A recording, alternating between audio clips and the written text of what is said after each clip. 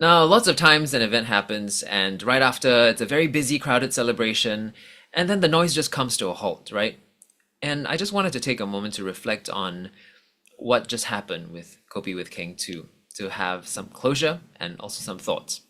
Now, a little bit more about myself. I'm Dwayne Tan. I was an active theater actor in musicals and plays for over 20 years. But, I've never actually left the art scene. It's been about 8 years now. I continue to teach drama and singing. I do voiceovers for commercials. I state my one-man musical review, sometimes a one-woman in drag. And for the past 5 years, I've also been part-time on the radio station Class 95.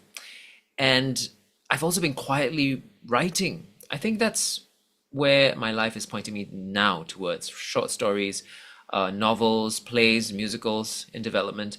But I've also quietly missed acting, and perhaps more on screen than in theatre now. I did have a taste of it on screen with Serangoon Road, which was HBO Asia's first series, first episode. I also did a Hollywood Singapore collaborative movie called Cyber Wars, directed by theatre practices Guo Jian Hong. Now, and then suddenly Kopi with King came about, and it kind of opened up my world. Pitch perfect. So we're supposed to put a log line in, and then if your log line is picked, you get to be mentored under some really great industry professionals to pitch your perfect script. And a little bit more about Kheng as well. She's always been supportive of my career with words of encouragement, and she's taken time to even read and listen to my animated musical concept called Jack, which I worked with Julian Wong, who also put in such great arrangements to help me. She's been of that spirit, of the supportive spirit that I feel theater community has. And she's even recommended me for several auditions, which I'm really thankful for. So anyhow, my pitch, Virtually Anonymous, got picked. I actually submitted a few. But Virtually Anonymous is about the dangers of how information that we feed into the digital space can be abused, and it can really cost us in many ways. And I wanted there to be awareness for it, and it follows the journey of a radio DJ who falls in love with a handsome stranger turned stalker. Now, there was a $100,000 grant announced by the National Arts Council just a few days before our actual event, which was such a wonderful gesture, right? Like King said. She also said that we are very lucky to have NAC because not every country will get an arts council. And, to not look at them as policing our work and all, not understanding our work, but to just work with them, which they have been doing with us.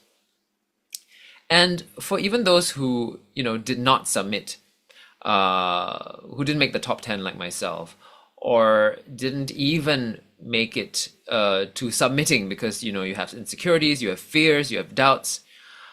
I just want to say, here's something I've observed about the industry, right? So whether or not you have an award or a grant, the success of your project still relies on the journey. The journey matters more. And, there are many ways to journey. So I'll give you some examples. Like Chris Allen won season 1 of American Idol, but the runner-up Adam Lambert is the one who had, more fame and success. Jennifer Hudson was 7th place in one of the seasons of American Idol, and she is the only EGOT winner in American Idol history. Okay, so she's won an Emmy, a Grammy, an Oscar, a Tony. But also, do you remember these awards at all? No, right? How can you keep track of awards? There's so many of them given out. The awards, the grants, it doesn't guarantee success. All of this, what this creates is visibility. And that's actually more important. As there are many different ways to journey, there are also different ways to create visibility and go with the flow with your visibility. And my consolation, I guess, is that thanks to the wonderful platform that Kheng has created, together with a whole team, we all, the top 20 of us, had visibility. And what Kheng does is she takes that light that she attracts, and she generously reflects it and redirects it back into developing community, which is such a wonderful thing in itself. Something I hope to do as well. So this pitch is just a scratch. Not all of us are experienced writers. Not all of us are businessmen, and we still have to navigate, right? The what it takes to assemble the right team for the production. And if and when it happens, of course, then there's more. How much a part of the project can we be involved in? How do we discuss these things? How do we negotiate finances? You know, it's all very scary, right? It's a whole different space. So I've come to realize that after Kopi with King, Pitch Perfect, that at a fundamental level, what's important is that aside from all of this, right, the industry, play style, we all have stories to tell. There were so many stories, and we need to hear our own stories. After chatting to some filmmakers at the event, some of my friends as well, and hearing mostly about how difficult it is to navigate this industry. So that's a whole other story, yeah. There is this stubbornness, right, that comes from doing it, and it comes from the love and the passion of the arts, and that's why there is still an industry to speak of. And we have to continue making noise because visibility will fade. And, we have to find a way to put ourselves out there and your ideas out there and, just wait for the next platform, create your own platform if there isn't one, be part of that stubbornness. From this experience, I've also humbly learned how little I knew about film and TV, that side of Singapore's industry, and also very humbled that all these big players were also so humble. So I'm going to brush up on my knowledge of the industry from now, I think. And, I thought actually having watched another Mentors film, James 2's Sandbox, was enough. But you know what? There's so much more, right? I haven't caught up yet with another Mentors, He Shuming's Ajuma yet. Not forgetting the final Mentors, Joseph Tan's works.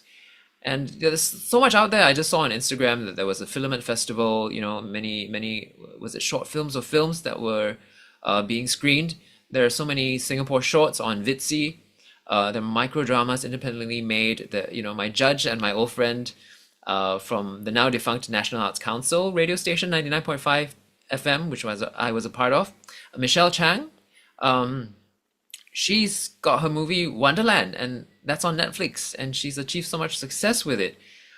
So I'm ashamed. And I'm still trying to get through MediaCorp's Me Watches, Auntie Lee's Deadly Delights on Me Watch. There's just so much out there, right? Spider Boys, like just so much. And being from theatre, I haven't even heard of my own Mentors Academy Award submitted film for Best International Picture. His movie is called La Luna, and it was actually being staged as a play together with Theatre Ekamatra, an inspired production of La Luna. The same month that we had Kopi with Kheng, and he underplayed it, right? And I also haven't watched Nessa Anwar's Bikers Know When It's Gonna Rain. She did it with Checkpoint Theatre and also with Wild Rise. Like, how come I haven't heard of this? I guess I must have been in a bubble. But yeah, there's so many stories out there. And then I also learned what was driving my friend Rebecca Dorai that made her write her story. Now, the Edinburgh Fringe Festival for theatre, there is a film festival, but the theatre one was what led to Screen. And I guess I'm starting to understand this whole initiative from stage to screen right now. That was what made the success of Netflix hits like Fleabag and Baby Reindeer. And my mind is blown. I had no idea that it didn't come from the Edinburgh Film Festival, right? The International Film Festival. And then I also learned from my teammate Xian Hian that Australia's Adelaide Fringe Festival is actually the second biggest festival next to the Edinburgh Fringe Festival. Again, my mind is blown. Adelaide? Really? I thought it would have been Sydney or Melbourne. And I had been wanting to submit for myself something for the Sydney Fringe Festival. And with other various Australian festivals in Melbourne and in Perth maybe, it could be a little whole tour, right? Down under. So many possibilities. And here's another thing that I've realized is also not about just having the contacts, the network. I actually knew so many people, surprisingly, at this event. But you know what? It didn't make a difference until this, because the difference is that it's what Kheng has made possible, which is it's about having the platform to let them know what you can do, and for you to know also what they are looking for. So again, I have much gratitude for Kopi with King and everyone that has come together to make this initiative possible. Uh, so for me, it's more than just a pitch. I've taken away so much. I also hope to be like Kheng, who's inspired me to really look at the bigger picture, right? It's not just about me, but the community. And I also, you know, found myself doing things that I would normally not do. Not to toot my own horn, but I think it just came out of care and nurture. um, I introduced some of my nervous friends to some of the industry people at the networking after the event, because I knew that they were very nervous.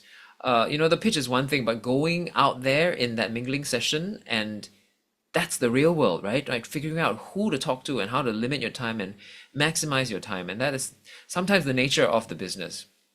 And as an educator, I saw all of that happening, and I put myself in their shoes, and I somehow also felt more fulfilled uh, helping them and guiding them. Uh, and I think, your own pitch stands for itself, right? There's no competition. Every story is different, and if the production house wants it, then you should be the one. So of course, who knows what the future holds? It can be daunting. It's a whole new world for me. I see how the story idea is just one thing. Okay, sometimes investors don't even care about the story, right? Money for a project comes in only if an investor feels that they can make a profit. And that's fair, right? It's their investment after all, but it is also my investment. And there will always be this constant art versus business little tug of war that's happening, right? Two children with needs, I look at it as. And I believe that two children can nonetheless still find ways to get along, and it's been proven in many projects. So there is hope.